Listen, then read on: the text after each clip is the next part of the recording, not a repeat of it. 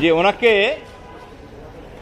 একজন মুক্তিযোদ্ধা কমান্ডার, উপজেলা মুক্তিযোদ্ধা কমান্ডার হিসাবে এই এজাহারে বর্ণিত ওই আসনের তৎকালীন আসামি তাকে প্রথমত মামলা করতে বাধ্য করেছিল। যে ঘটনাগুলোর বর্ণনা উনি দিয়েছেন, খুন, জখম, অপহরণ, অগ্নিসংযোগ সহ 1971 সালের যে ঘটনার সাথে ন্যূনতম সম্পর্ক মাওলানা দেলোয়ার হোসেন সাইদির ছিল না, সেই ঘটনাগুলো দেলোয়ার হোসেন সাইদি সাহেবকে জড়িয়ে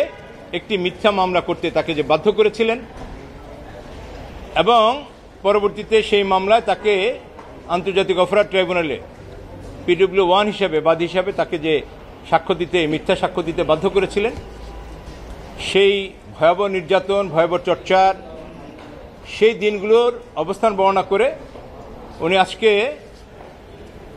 তৎকালীন প্রধানমন্ত্রী বেগম শেখ হাসিনা সহ মোট 40 জনের নাম উল্লেখ করে এবং অজ্ঞাতনামা আরও আসামিদের নাম উল্লেখ করে উনি আজকে একটি এফআইআর, একটি অভিযোগ আন্তর্জাতিক অপরাধ ট্রাইব্যুনালে দায়ের করেছেন।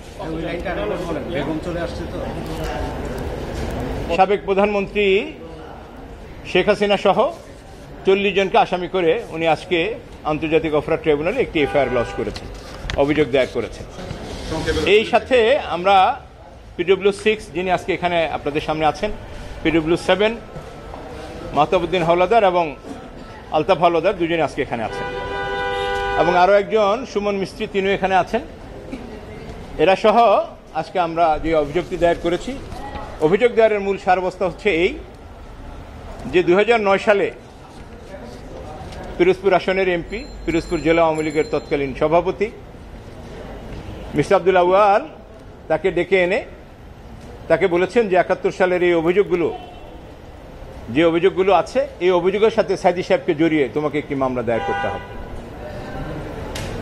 তিনি বলছেন যে আমি মুক্তিযোদ্ধা কমান্ডার হিসাবে, একজন মানুষ হিসাবে আমি যতটুকু জানি, 1971 সালের বীর মুক্তিযোদ্ধা হিসাবে এই ময়দানে আমি যুদ্ধ করেছি,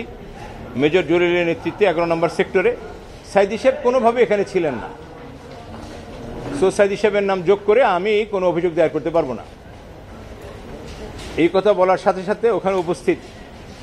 স্থানীয় আওয়ামী লীগের নেতৃবৃন্দ তাকে